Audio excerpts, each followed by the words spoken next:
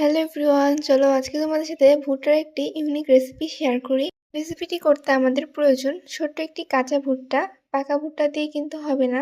আমি ফার্স্টে এখানে ভুট্টার খোসা থেকে ভুট্টাটাকে আলাদা করে নিলাম। এরপরে আমার আম্মু ভুট্টাটাকে কেটে নিচ্ছে পিস পিস করে। তোমরা দেখতেই পাচ্ছ। এই তো এখানে পিস পিস করে কাটা হয়ে গিয়েছে। তোমরা চাইলে এর থেকে বড়ও করতে পারো। এরপরে চুলায় পানি গরম করতে দিয়েছি। পানিটা যখন একটু ফুটন্তভাবে গরম হবে তখন এর মধ্যে দিয়ে দেবো ভুট্টাগুলো। ভুট্টাগুলো সিদ্ধ হতে 3 থেকে 4 মিনিটের মতন লাগবে, যেহেতু ভুট্টাগুলো একেবারেই ছোট।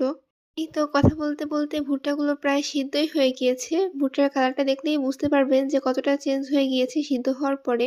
এরপরে ভুট্টাগুলো একটি ছাঁকনির সাহায্যে পানি থেকে আলাদা করে নিব। এরপরে কড়াইতে দিয়ে দিলাম তেল। তোমরা চাইলে এখানে বাটারও দিতে পারো। আমার কাছে যেহেতু বাটার ছিল না তাই তেলই দিয়েছি। এরপরে এখানে পেঁয়াজ আর রসুন দিয়ে দিয়েছি, তারপরে দিয়ে দিয়েছি লবণ।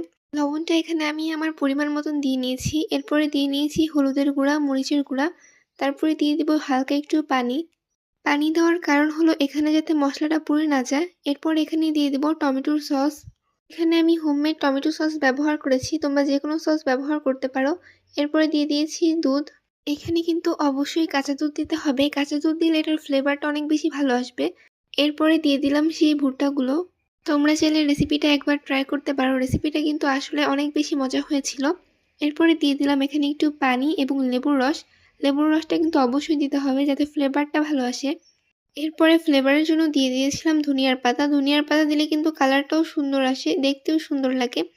এই পর্যায়ে তোমরা দেখতেই পাচ্ছ যে কত সুন্দর এসেছে কালারটা। আমার কাছে তো ভুট্টা পুড়িয়ে খাওয়ার চেয়ে এইভাবে অনেক বেশি টেস্টি লেগেছে। তোমরাও চাইলে ট্রাই করতে পারো। আর আমার আজকের এই রেসিপিটি তোমাদের কাছে কেমন লেগেছে অবশ্যই কমেন্ট করে জানাবা, আর অবশ্যই ট্রাই করে দেখবা কেমন লাগে। আল্লাহ হাফেজ।